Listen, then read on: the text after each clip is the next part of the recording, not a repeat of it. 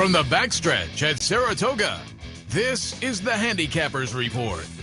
The Handicappers Report is brought to you by Pinnell's Restaurant, a Saratoga tradition since 1922. 284 Jefferson Street, Saratoga, just minutes from the track. The new Capital OTB wagering platform. Bet any place, anytime with the new Capital OTB wagering platform. And CapitalOTBBet.com, the premier wagering site in New York State.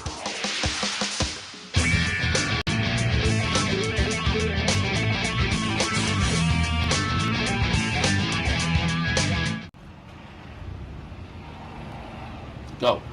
We're ready. I didn't count you down again. I keep forgetting you don't have it here. You were worried about the guests being distracted by our normally environment. Everybody has it, and I gotta. Well, I gotta tell you, it is a bright, shiny morning, Mr. Seth. Look at this. But for the first time in years, this used to always be this way. Wide open. We got the restaurant waiting for the leaf blower. We got Jimmy Bond's flotilla over here. We got the 7 furlong pole, the starting gate. It's Whitney Day, 12 race card. Another beautiful morning, Seth. Yeah. Good morning. Welcome to the Handicappers Report, coming to you live from the backstretch of Saratoga Race Course. Clare Court right behind us, and I no longer have to look around the tarp, but it's all out there. You realize nobody knows what you're talking about. Well, I was going to explain it, Okay. But for years, the set had no side panels. You could see everything. You know, you sometimes made you a little scared when you heard the shuffling of the feet on the macadam, but for television production, they put the sides up, and we couldn't really see except straight ahead. We had the horse visit us one day, peeked his head in, and now we're back to the old days, and it looks like we're live at like 5:30 in the morning, like on June 21st at a set sporting event. You ever see those scenes? Oh, you mean like ESPN live? Yeah. Yeah. Okay. Yeah. You know, very live, vibrant, beautiful, beautiful morning, and it's Whitney Day, which I have said for years, Seth, and I'm sure I'm in the minority here. But my two favorite races, really, since I was a teenager, were always the Whitney and the Test.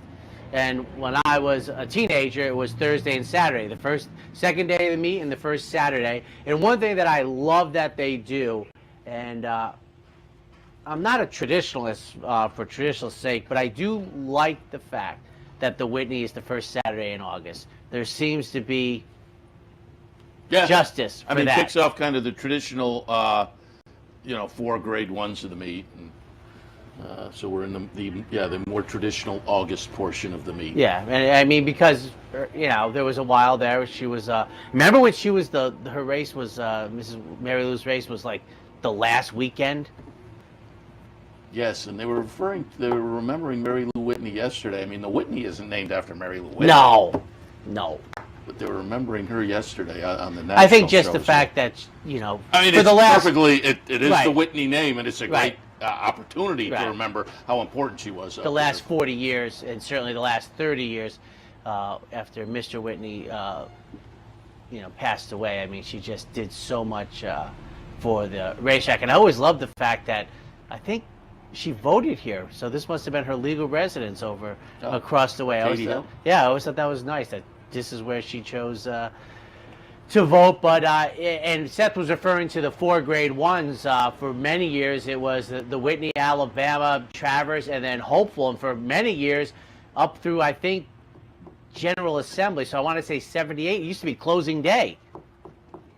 General Assembly, they run on Saturday. It would be closing day, and out the door they go. But so the Whitney Stakes and the Test Stakes, always my two favorite races. And a couple of years ago, they started being run on the same day. So Test is one of the favorites. And seemingly no longer a prep for the Alabama. No, I think which that's is long gone. Remember we had those 3 in a row that did it, right? You had Go for Juan, Versailles Treaty, and November Snow.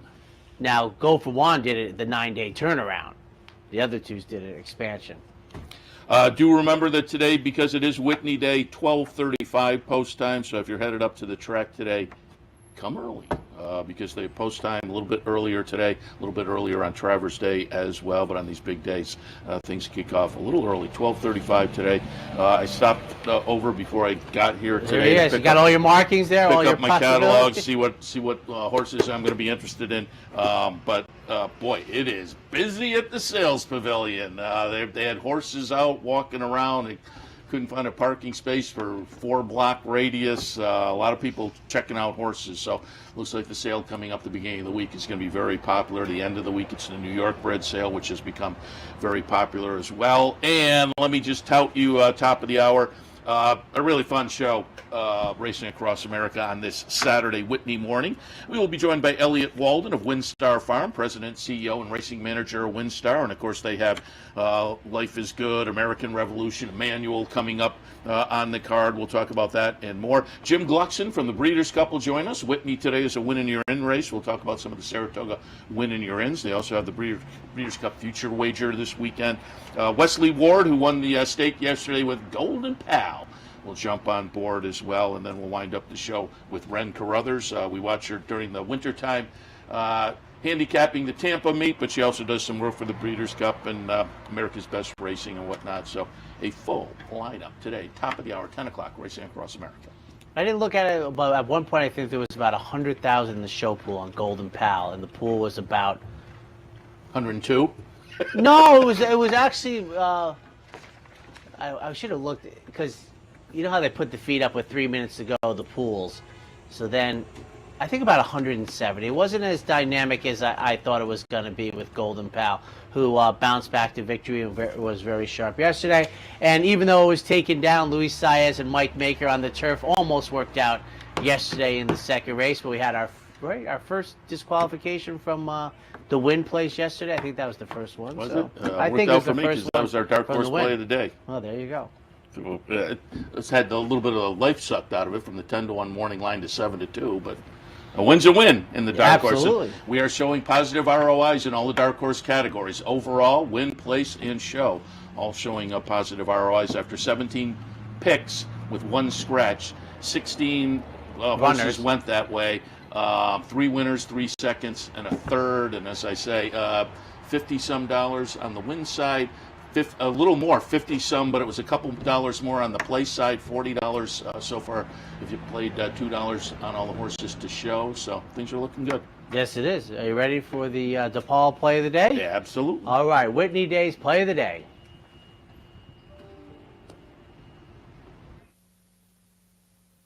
When you think trucks, think DePaula. Then come join the family for value. Just visit, call, or click. This week, celebrate with savings. Drive Silverado, just $3.99 a month. Yes, $3.99 a month. So come join the family and think DePaula for all your automotive needs. Hello everybody, Kevin Cox, the Brooklyn Cowboy here with the DePaula Play of the Day from beautiful Saratoga Race Course. We're going to be giving you our Play of the Day on Fridays and Saturdays throughout the meet. And heading into yesterday's action, we had hit the board with 5 of our 6 selections to date. Today we're going to employ the KISS theory, keep it simple, stupid, in regards to race number 3 at Saratoga with the number 2, Cali Magic. This one was a 4.5 length winner, facing the exact same company last time out, and is eligible for the condition once again. There are most definitely no world beaters signed on. As a matter of fact, the Bayer speed figure earned from that day, 77, is greater than any speed figure any horse in this race has ever put up to date. This one is an exacta machine, having been in the top 2, 9 of 16 starts to date, so should be right there once again. Sliding into the 2-hole instead of the 3-hole last time out could cause a little bit of a traffic jam, but we think Manny's going to be able to work out a decent trip. So, employing the KISS theory, race number 3 at Saratoga Race Course today, the number 2, Cali Magic, with your DePaula Play of the Day. And we'll see you at the track. When you think trucks, think DePaula. Then come join the family for value. Just visit, call, or click. This week, celebrate with savings. Drive Equinox, just $259 a month. Yes, $259 a month. So come join the family and think DePaula for all your automotive needs. 2. Welcome back, ladies and gentlemen. Handicappers Report coming to you live from the backstretch of Saratoga Race Course on a beautiful morning. The breeze feels nice. Also, Seth, I mentioned on Thursday's show about Wednesday's racing. We didn't have a single horse in double-digit odds, double-digit prices. We didn't have a 4-to-1 shot. We barely had one yesterday. The bettors are killing it. We had a $10.20 horse, Good Measure. Everybody else, single digits. By my count, 2 favorites, 3 second choices, and 4 third choices. So this week, the public has nailed it, generally speaking. Yep. That's a tremendous job. One of the toughest meets day in and day out, and they have had a very good week so far. We're going to kick it off, the opener. 2-year-olds, inner turf course, maiden special weights, mile 16th. 4, 5, 7, and 2 for me. Mullingar, I am assuming. This is the dam's first fall, or this isn't the dam's first fall. Let me change. The dam's first fall was in 2005, so the dam's getting a little long in the tooth. But there were some nice win early siblings, including Nova Rags. You might recognize that name. That was a nice talented runner. Is a nice talented runner. That was a 2018 fall. That one won its debut. So fairly recent fall. As I say, the first fall was a while ago, but a recent fall has done well. There's another sibling called Juanita that was second in debut, won the next 2 starts. Archie Hill, another full, won in the 3rd and 4th career start. So some win early, including a recent one. Again, I realize this is not a first-time starter, but looking at those debut numbers, I think you get some win early ideas. This one did not live up to that at all in the debut, but I thought might benefit from that and move forward. Red Route 1 by Gun Runner. This is the first fall of this dam, so there wasn't too much to find out underneath. But Gun Runner on top is a bonus, so we'll go with Red Route 1.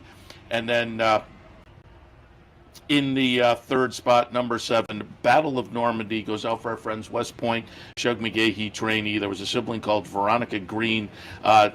First 3 starts, second, a 4th, and a 2nd. Didn't get a win there, but was up in the mix, so I thought there was potentially a little win early type of talent. I have it in the opener, 4, 5, 7, and 2. Now, because you are so good at promoting the local owners, I'll presume you don't know the owners of number 4. I'm familiar with the name. Yes, well, I think one of the few local owners ever to win a Grade 1 at Saratoga. Mike and Lynn Shanley, friends of the program, plays golf in the same zip code as myself. We live in the same township. They had Whitmore's Con up here win the Sword Dancer and those bright silks with the MLS were the thing. So good luck to them. We have just basically a different ship. I was, just Battle of Normandy. I was surprised when I saw the 2-to-1 morning line for a first-time starter as the favorite, but Young Stallion, City of Light. Short field for this turf races. He's used to be overrun with entries, but I thought I'd be taking a flyer with the first time. Clearly not doing that with the chalk. 4 second, Mullinger, the offspring of More Than Ready. I've said this before about More Than Ready. I'll tell you, folks, for a horse that went to stud in the early part of this century, he has had stallions. Seth don't usually last 20 years. They just don't last. They usually really start to wane off after like 12 or 13 years. I mean, think about how hot Medaglia d'Oro was around 2009 with Rachel, and he's kind of quiet now. But More Than Ready just really breaks the mold. And for third, a first-time starter, an offspring of Gun Runner, number 5, Red Route 1 for Steve Aspas, who obviously came to the meet late and has done great. I do have, one question would be is, boy, you would think with a Gun Runner how well he's been with the dirt runners, but they're going to try turf for the debut. 7-4-5 for me in the opener. Race number 2 on Saturday afternoon. Maiden Claimers going 7 furlongs. And let's see how much in agreement we are here. 7-8-4, too sweet to be sour. 12-1 on the morning line for Dylan Davis. Runner makes the second start since March. I like the comeback race. That was for maiden 20s. Now jumps up cash-wise. We'll see if they can follow up that 1 mile, 1 turn race downstate to the 7/8 right outside here. For second, number 8, Mark Henning sends out this runner. 11th career start, but, and I've said this many times before, I lop off the maiden special weight races and to get what for me seems to be a clearer view of what I have. And the 2 most recent races with John Velasquez have been better finishes, not as high as Beyer speed figure. For third, number 4, She Caught My Eye. Second career start for Bill Mott. First time in for a tag. Debuted at Turfway in the wintertime on the synthetic 7-8-4. 4, 5, 6, and 8 for me. I did put She Caught My Eye on top. Debuted, as you say, for Brad Cox on the synthetic at Turfway. Now comes back, the better part of half a year later, more than half a year later. In for a tag. Cuts back to a sprint, gets to dirt, but Violence on top. I like Violence runners as win early types. This one didn't live up to that, but I've said a number of times, you get these win early, with the win early breeding types who don't live up to it in the first couple of 3 starts or whatever. When they switch up, maybe take another look. So this one is switching up, getting to the dirt, cutting back today. There was a sibling called Jewel of Arabia, third in the career debut, then a couple of seconds, then a couple of wins. I looked up some formulator stats for Bill Mott. Bill Mott over the past 2 years going maiden special weight to maiden claiming in dirt sprints, 4 of 7, 57%. I will say none of the 4 were over 2-1, so they were all kind of logical. And this one is a little trainer switch as well, so maybe the stats don't hold up quite as potently, but I thought those numbers were worth mentioning at least. So She Caught My Eye on top, mostly harmless in the second spot. Turf to dirt move for Carlos Martin off the claim, but there are good dirt races underneath that I think on the surface switch and what we saw on the turf, this horse could be interesting getting back to the dirt. And Affalata in the third slot. Bruce Brown trainee, ran well off the claim last time and ran in a fashion that really fits with this group. In the second at Saratoga, 4, 5, 6, and 8. As a stats guy, I would be slow to consider this a Bill Mott maiden special weight to maiden claimer since he didn't have the horse. Yeah, I said it was a trainer switch. Yeah, the trainer switch, but if I was doing the stats, he hasn't run the horse from maiden special weight to maiden claimers. I would drop that one. I don't think that classifies under the definition. Oh, I disagree. Really? Yeah, because it's going maiden special weight to maiden claiming. He had the option of doing. Oh, okay. But I was saying, so if he had, I get what you're saying. Yeah, and as I say, that I toss that caveat in. I think it's worth noting, but I do think it's still valid. People. Well, toss all the information out and let people decide for themselves. But I do think the horse, he had the option of going maiden special. Yes, he did. On to the third race. We have state breds, 3-year-olds and up. These are fillies and mares. Optionals in for 45. Non-winners are 2 other than. Going to sprint 6 on the dirt. 2, 4, 7, and 8 for me. Cali Magic on top. Similar race last time. 1. This is one of those why not right back kind of horses for me. If they run in a very similar event and do well or win, why not right back? And not only is this was a similar race, it was a similar race here at the beginning of the meet. So looking for a repeat here at the Saratoga meet. Cali Magic on top. The second spot, Miss Alacrity. Wesley Ward runner who has a couple of starts under the belt this season. Started the season in a stakes race up at Woodbine, and then tried this kind of company last time down at Belmont. Neither one, it was a 5th place and a 4th place, but I thought overall, I think this horse is kind of talented, and looking at this group, talented at this level, let me put it that way. So I think this horse is going to fit okay with this bunch today. And Mosienko in the 3rd spot showed some good speed before winding up 2nd last time behind my top pick, Cali Magic. So I think this horse a player in here as well. In the 3rd at Saratoga, 2, 4, 7, and 8. We're right around the same ballpark. Mosienko to me was on the outside, and I think a tactically good position here. Shortens up from 6.5 to 6. Horse ran on the 2nd day of the meet. Khalil Magic, to me, if my math is right here, Seth, skipped the 1X condition, won this condition, and that's why is eligible to come back at this condition without running for a tag. I don't see that too often. That's just this horse's wins are claiming races which don't count, but skip the obligatory the New York bred 1X, so comes back at the same level. Very rare. And for 3rd, Quality Stones, a long shot here, coming in a 2nd off the claim, has been very sharp of late for Pat Quick, and so it's 7-2-3 for me in the 3rd. We'll take a quick break. Come back. More Whitney Day 2022. A day at the track isn't complete without a night at the Horseshoe. Great food, hot music, and cold drinks. So why go downtown when all the action's just across from the track? The Horseshoe Inn at the corner of Nelson and Gridley.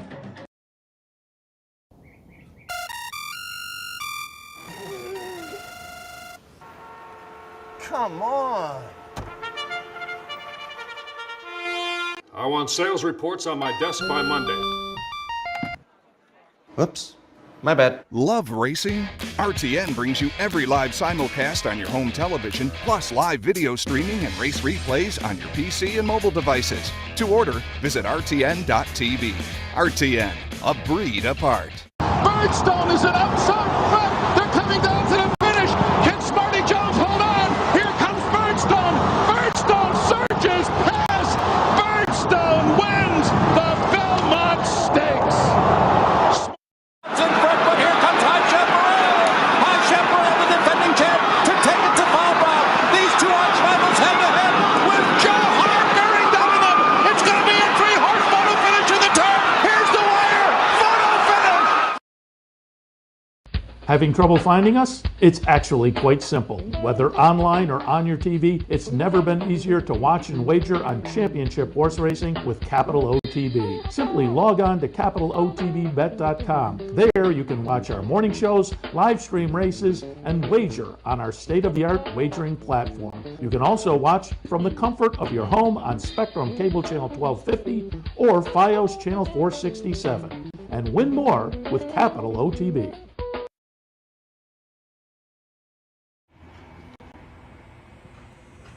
Welcome back to the Handicappers Report on Saturday, Whitney Day. Seth, Merrow, Anthony Mormino live in front of Clare Court on another gorgeous Saratoga morning. Let's kick back in. Race number 4 today at Saratoga.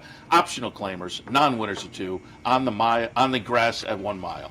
2-1-6 for me. Good Governance draws the hedge here at 6-5 for Chad Brown. Only one start this year. This was back in February, a victory at 3-10 in the 2X level.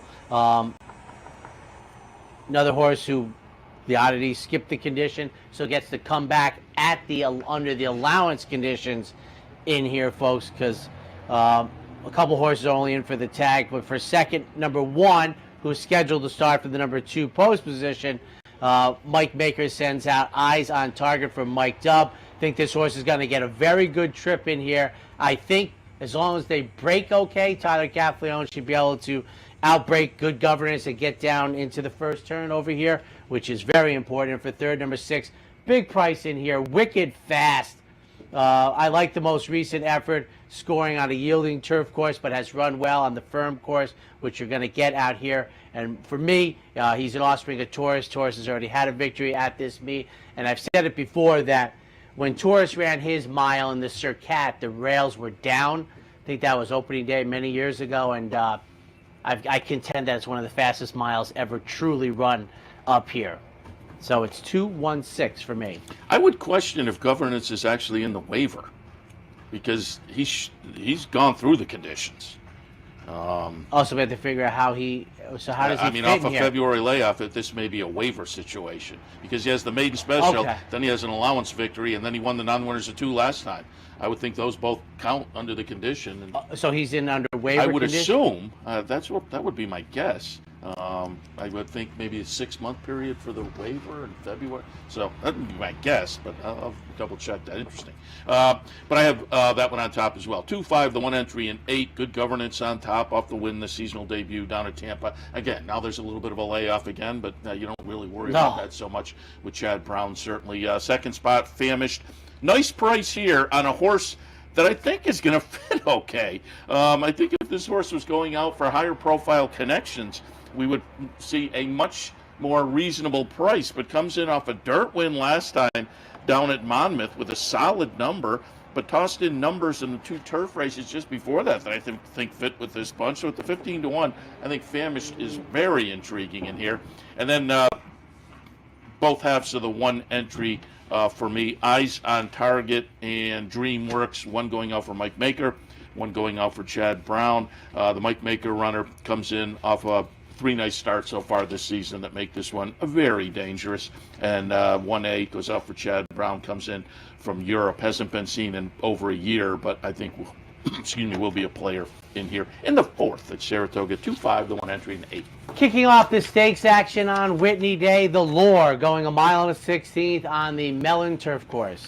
7, 1, 8, and 3, Sifting Sands. Who knows? Maybe I'm a little married to this horse because this was a nice winner for us last year in that show pool promotion we did that kind of knocked it out of the park, took the $100 that we started with and brought up that $2,900, I think. So everybody in the show pool that day, and we're still doing the show pools on Sundays if you're interested in taking your shot in getting in those. Happens down at the race book this year. But this one, as I say, came through with a nice price. And if you look at those 2 races at Saratoga, the horse got overlooked in both of them and had to step it up in both of them. I think the horse probably has to step it up a little today too, but seems to do it and does it well up here. So I'll go with Sifting Sands and see if we can get a price on it. Chad Brown, Peter Brandt runner. Public Sector goes out for Chad Klarovich and is logical as the 2-to-1 choice, I believe. Yeah, 2-to-1 choice in here. Some Like It Hot Brown is at 5-2, close up second choice. Boy, this is a really nice New York bred. Won over $1 million so far, has raced very well here at Saratoga, has raced very well in open company, and I think is a very, very dangerous horse in here, potentially on the front end. In the 5th, I have it 7, 1, 8, and 3. Boy, I tell you, we talked about this with Dave Grenning on Thursday's Race Across America.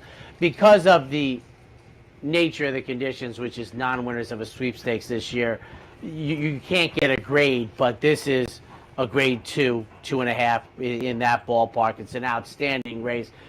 And to me, there's 4 horses that are leading contenders to win. Shuffle them up. I took Public Sector. I think he can run better off of the Forbidden Apple. I don't think that was the easiest of days, and not that today will be. But he is 3 for 4 lifetime with that 3rd place finish in the Forbidden Apple. I think that was the 2nd day of the meet on Friday. He's down inside. The Offspring of Kingman is my top pick. Had a terrific 3-year-old campaign, and I think it was the 4th start. Yes, 4th start as a 4-year-old, and in my top pick. Sifting Sands, Seth touched on it when he won at 28-1. I was doing the show that day, and I've said that of all the stallions like Lure, Precisionist, Dubai Millennium, Arrogate might not be that had very abbreviated careers, whether dying in Dubai Millennium in Arrogate's case or fertility issues with Cigar, Lure, and Precisionist. Dubai Millennium's name is going to be carried on because he had one son, Dubaiwi, who is great. And Sifting Sands is a player in this race coming off of the allowance win, 3rd start of the year for Chad. And then Some Like It Hot Brown on the outside, Mike Baker. Irad Ortiz making the 3rd start of the year. An outstanding non-graded stakes race, 1-7-8 in this year's edition of the Lure. Race number 6. We're looking at maiden special weight runners, 2-year-olds, $105,000 they are vying for. Right. 7 furlongs is the trip. And I think the fillies go tomorrow, and I didn't have the time to look it up, Seth, but I think this is the earliest on the calendar date that we've gone the scheduled 7/8, not the mile and 16 turf races that are rained off, but the scheduled 7/8. It used to be later in the meet. So I love these races because I think you get a completely, on average, completely different animal at 7/8 than the 5.5 that we might be used to. 1A, 3, and 5 for me, and point proven. Todd Pletcher, Mike Rapoli, St. Elias, an Offspring of Gun Runner who cost $675,000. Solid works for the debut. Irad Ortiz gets the mount. Oh, same place. I mean, he's, I think there's a lot of guessing here. We have 2 horses that have run, and 3 horses that have run, 6 first-time starters. Number 3, Perform. 4, Shug McGahee makes the 2nd career start. Nice on debut at 7-1. Runner-up finish for this Offspring of Good Magic, who I think has gotten off to a solid start. The son of Curlin for 3rd. Number 5, Wadsworth, the Offspring of Quality Road. Brad Cox, Godolphin's Homebred. 1A, 3, and 5. I have it 1A, 2, 3, and 4. I also have Point Proven on top, with Gun Runner on top. His stats, actually, first-time starters this year aren't as good as they were last year. 37 first-time starters, only 2 winners, but 3 seconds, 6 thirds. They're still good, and you still have to look at them as being very potent there. But the dam produced a sibling called 20 Carat, second in debut, won the next 2 starts, the third start win being in a Keeneland Stake, so some win early there. Another sibling, Mystic Knight, who was 4th a couple of days ago in the Aladar, started the career with a couple of 5ths and then won the next 2 starts of the career. So nice win early here from a win early team. We'll put Point Proven on top. But Disarm, very dangerous, also from Gun Runner. This one has some really nice siblings that you may be familiar with. Tap Daddy, 6th in debut, then ran a winning effort, a second, and another win in the first 4 starts of the career. Sibling called Continuum that won its career debut. A sibling called Total Tap that won its career debut. This one didn't quite live up to that in debut, but was 3rd behind a nice next out winner. And Asmussen horses often run a little bit better in their second career start, so I think Disarm is very dangerous in here. And Perform in the 3rd spot. Decent little second. Experience counts. Decent second for Shug in debut. Arthur's Ride from Bill Mott, paid $250,000 for this horse. Wouldn't shock me if that one ran well. A little bit of a price also. So 6th race at Saratoga. I have it 1A, 2, 3, and 4. And as a stat lover, can you parse out how many 5.5 furlongs or 5 furlong first starts they have, or do they just commingle them all together, or do they delineate them? Because I like Gun Runner at 7 versus 5. Yeah, they probably. I'm too looking much for win legwork. early. I'm just looking for horses that are precocious. All right, then we'll take a quick break. When we come back, the graded stakes action kicks off on the turf. It only takes one upset to make history, and now you can be part of Saratoga's long tradition at the Dark Horse Mercantile. The Dark Horse Mercantile offers a carefully curated selection of clothing, gifts, and home decor, from one-of-a-kind vintage racing memorabilia to select brands like Barber and Under Armour, as well as exclusive Dark Horse branded merchandise. So celebrate the Dark Horse in all of us at the Dark Horse Mercantile, downtown Saratoga, where the smart bet is always the Dark Horse. Hello everyone, I'm Scott Vartley and I'm here at the West Condominiums in Saratoga Springs.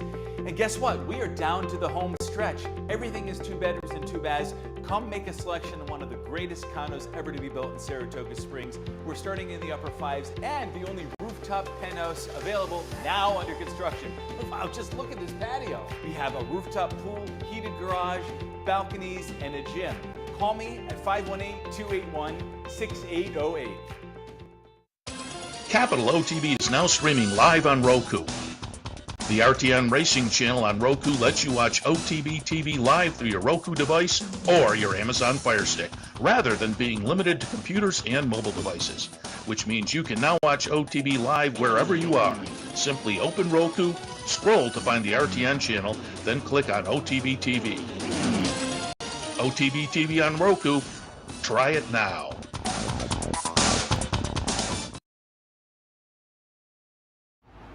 Welcome back. Let me jump in here with our Dark Horse Play of the Day for Saturday, Whitney Day. Dark Horse Play of the Day brought to you by the Dark Horse Mercantile. The smart bet is always the Dark Horse. Dark Horse Mercantile, 445 Broadway. If you're in town for the Whitney today, you're going downtown for dinner, and your reservations are maybe a little later, swing by. Take a walk through the Dark Horse or go down the street to their sister store. Impressions of Saratoga, always a lot of fun.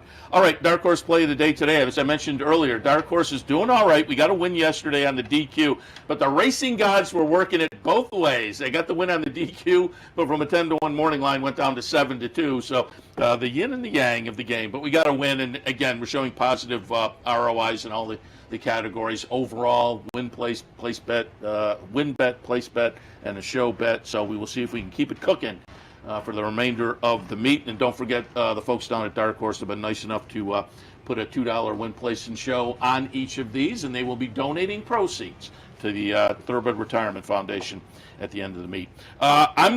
We wrap it up. Stick around to the end of the day, because my Dark Horse Play today 6:53 post time schedule for race 12. I'm going to use Curlin's Wisdom as my dark horse play of the day. 8-1 on the morning line. Linda Rice trainee. Been stuck in the maiden specials for a while, but I'm going to trust Linda Rice. They moved this horse over to the turf. Started on the turf last November, so one turf start on the resume. I thought it was okay. Showed some speed before fading. The dirt starts so far this year were okay. Does have a start up here at Saratoga back on July 28th. So kind of a quick turnaround, and now they stretch out from that 7 on the dirt to a couple turns on the turf today. I think this horse, Jose Ortiz on board, I think this horse is very interesting, very playable, and at 8-1, an intriguing dark horse that may give us a little more value than we found yesterday. But for me, in the 12th race today at Saratoga, our dark horse play of the day, number 3, Curlin's Wisdom. All right, 12th race, about 7 o'clock tonight, Whitney Day. 7th race on today's card, 4-year-olds and up, fillies and mares, 12 furlongs on the inner turf course, the Grade 2 Glens Falls. 1-2 on the morning line. I could not get past Warlike Goddess. I have it 6-2, 1-3. I mean, Warlike Goddess, 9 starts, 7 wins. You just have to appreciate horses like this. Seasonal debut in the Bewitch down at Keeneland was a nice win at this 1.5-mile trip. Again, I'm master of the obvious here. I don't have a whole lot to add. Just a super talented horse, and looks to have an edge on this group in here today. If you're looking underneath or you're looking for potential alternatives, I think Virginia Joy, nice win to, I was going to say start the season. It was actually the second start of the season in the Sheep's Head Bay last time. 2 starts back with a margin of victory of over 14 lengths and a triple-digit buyer. Last time tossed in a 4th place finish in the New York. But again, I think that race 2 back bodes well, and you look and it may wind up being the speed, and the speed at 1.5 miles, always counterintuitively very dangerous. Temple City Terror, I think, could also be a player. I'm going to draw a line through the Delaware race last time. I think the race just before down at Churchill was probably closer to what we'll get. And there are races like that a little further down the page. So for me, in the Glens Falls, race number 7, 6-2, 1-3. I see, very similar. A Warlike Goddess. One of the things I truly appreciate for her is just her running style. I mean, she's not like Winks down in Australia a decade ago, but she just... What's Winks a decade, man? Yeah, Yikes. a long time Now ago. I feel old. She just, loafs along and just, gets a rhythm into her stride. And then about the 3/8 pole, the jockey used to be Julian Leproux, they get in position.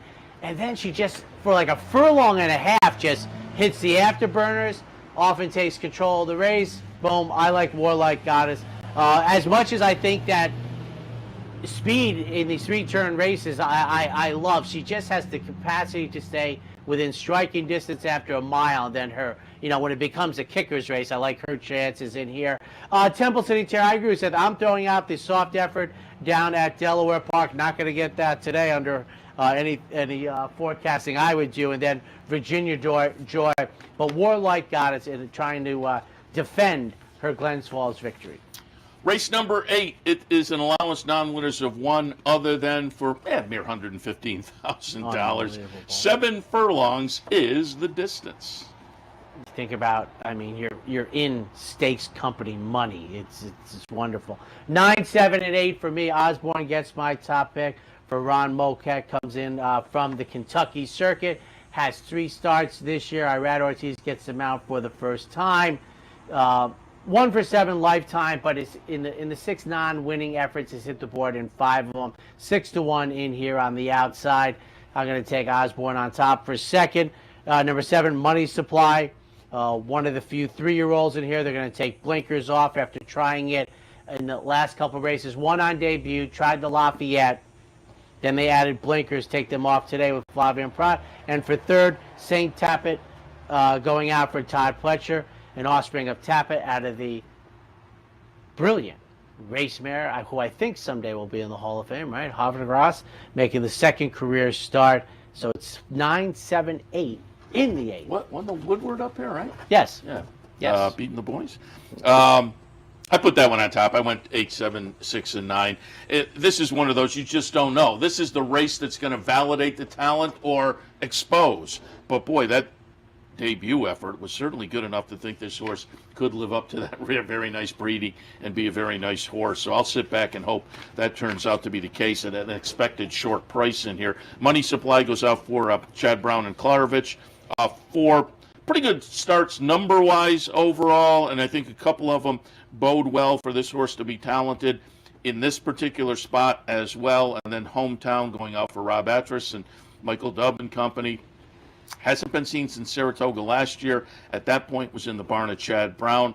But boy, that the race 2 back May of last year down at Belmont with a really solid buyer. Now, it was over and off track. Maybe the number is not reflective, but you go 4 back, there was kind of a comparable number. I think this is a horse that has a little interesting potential and talent. And then Osborne underneath those. That one I think is also, you had it on top. I'm not going to disagree very much in the discussion. I could probably point to another couple others in here. Fun race. The 8th, though, I have it 8, 7, 6, and 9. Now up to the 9th race, one of my 2 favorite races of the meet annually. The Test, 3-year-old fillies. At 7/8, you had Jerry Bailey on yesterday, was it? Yep. Jerry Bailey won the first Grade 1 test with Farah's team in 1988. Looked at his victory on you yesterday as we kicked off the segment. Probably one of the best races in Saratoga history. I mean, just and a great call by Tom. No surprise there. I will say this. This is not one of... It used to be almost a clandestine meeting, east, west, south. This was like the halftime race before the Breeders' Cup filly and mare sprint, certainly the last 15 years. But this was a titanic showdown, and we only got one. Yeah, and it's going to be tough to beat, Matt. I'm not trying. Coming in with the 4-race win streak, I thought the performance in the Acorn was very, very, very good. We had Dave Grenigan, and he made the point, though, with the scratch of Echo Zulu, that kind of changed the complexion of that race. I can't disagree, but I thought it was a very good performance, and followed up a nice win in the 8 Bells, the Beaumont, the allowance race to start the streak. Imagine if she wasn't. I mean, just like if something happens to her, like she has to be scratched or something. You look at this field for the Test, you might be surprised, but yeah. And you wonder if potentially she didn't scare some away, I suppose. But cuts back from the mile in the Acorn. I think this is all going to hit her square between the eyes. Wish You Well, though, lightly raced, and at 12-1, the debut effort seemed to hint at some talent. The follow-up, I had maybe a little trouble. It was a sloppy track. That seems like maybe one you can draw a line through, particularly given the workouts coming into this. I think Wish You Well has a real chance to surprise and run very well today and kind of validate maybe what we saw in the debut. And then Hot Peppers has a little bit of early speed, comes out of a Grade 3 victory last time at Belmont. And I think, on the front end can be a player in here also. But Monterey, it just looks really tough. I have it 1, 4, 6, and 5. I agree. I mean, it was. I did not have a tremendous amount of time invested in the win slot, so I tried, as we've had other moments here, Coaching Club American Oaks being one of them, the Shuby, trying to find a cold exacta. I have Monterey on top. I'm not so sure she has to put her best foot forward to win this race. But where I went for the under, maybe the one punch exacta, was November Rain. We've had November Snow win this race 30 years ago. The New York bred hopefully will need to be second in the Test to improve off of the very much improved second start of this year. Did win at Saratoga last year. This is just a reach for me. Looking for a horse underneath. You can see there's 6 non-Monterey's in this horse. Seth and I have 4 of them covered. And then I have Elm Drive in the barn now of Michelle Nevin, the California shipper. But 153 in this year's renewal of the Test. We'll take a quick break. When we come back, the late pick 3.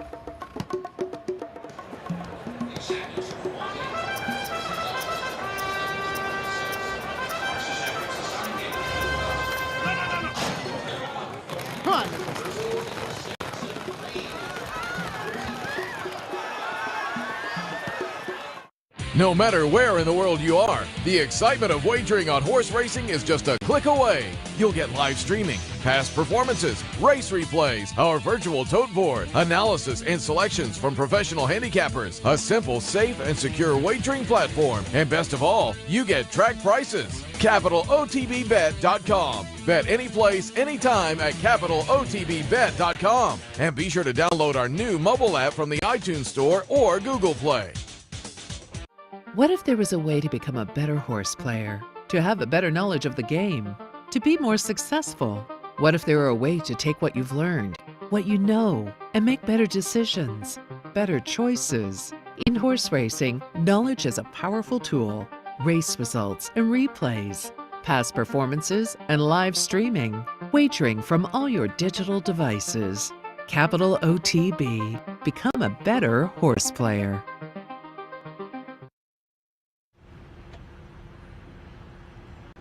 Welcome back. Handicappers Report, Racing Across America, coming up next. But we are now getting to the highlight of the day, the Grade 1 $1 million Whitney. And boy, we've kind of been looking forward to this race for a few weeks now with Olympiad and Life is Good.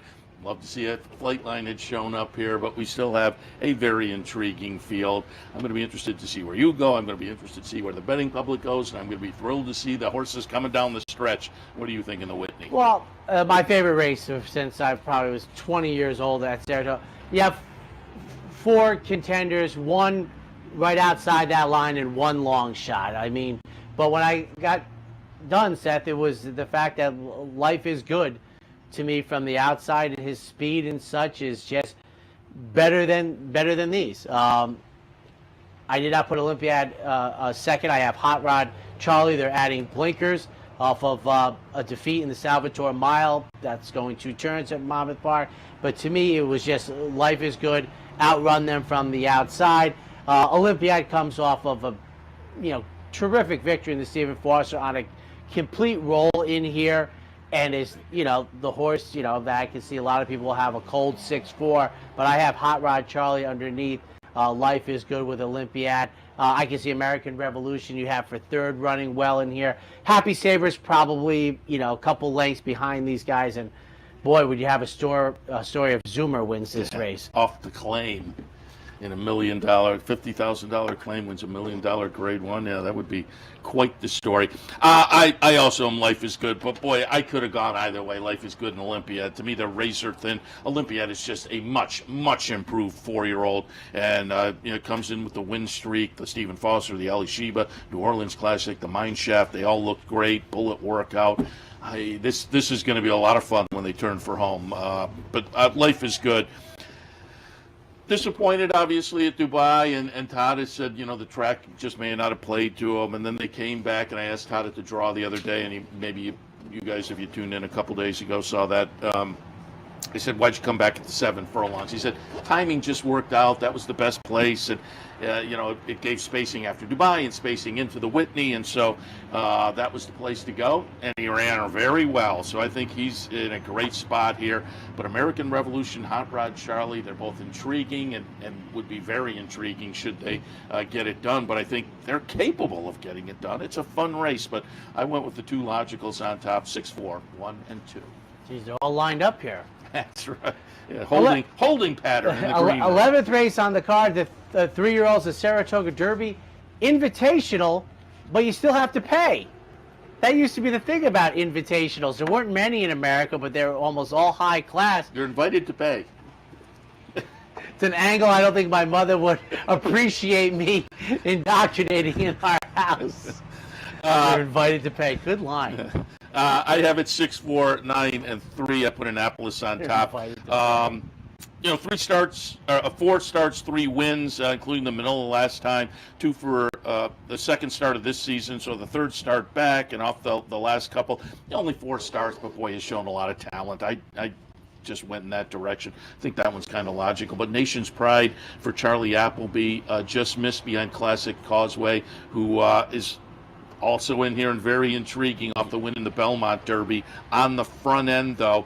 And I think with Emmanuel in here and Classic Causeway, it maybe plays out a little differently. We shall see. And maybe that's going to be better for Nation's Pride. And then Classic Causeway and Emmanuel I have down in the next spots. These two will be very intriguing to see how it shakes out, going around the first turn.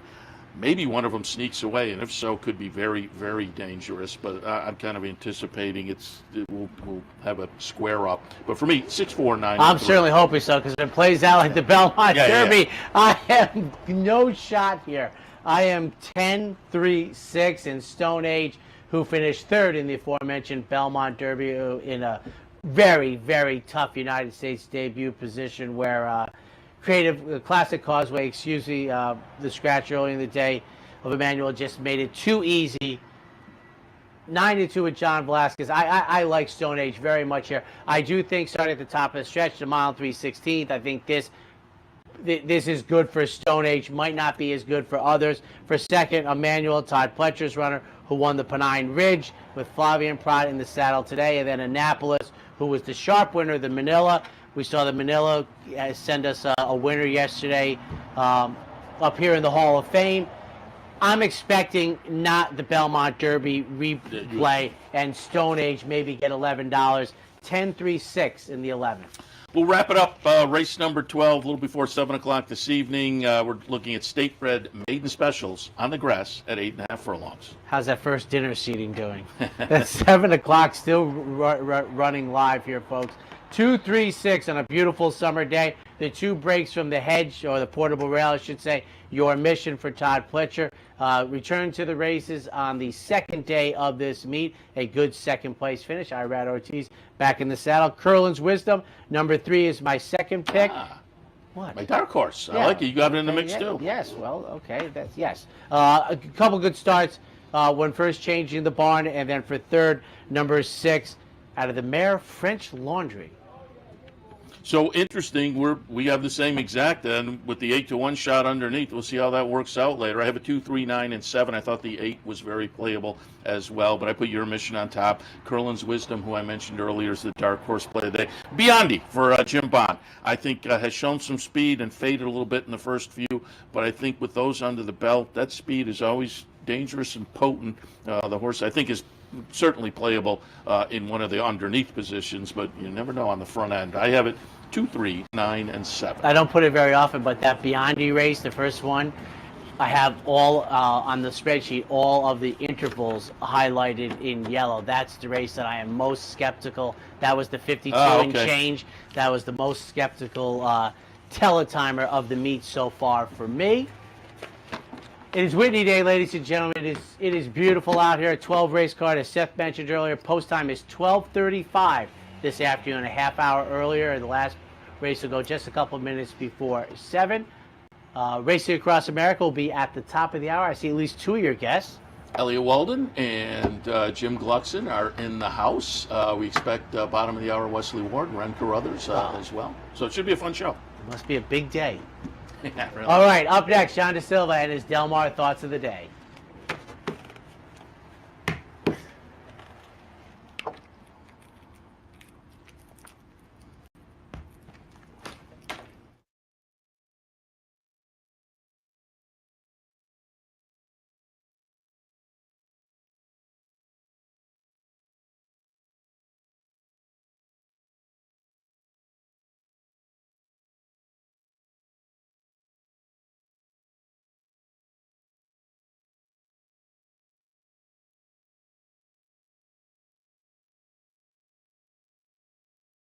Off track.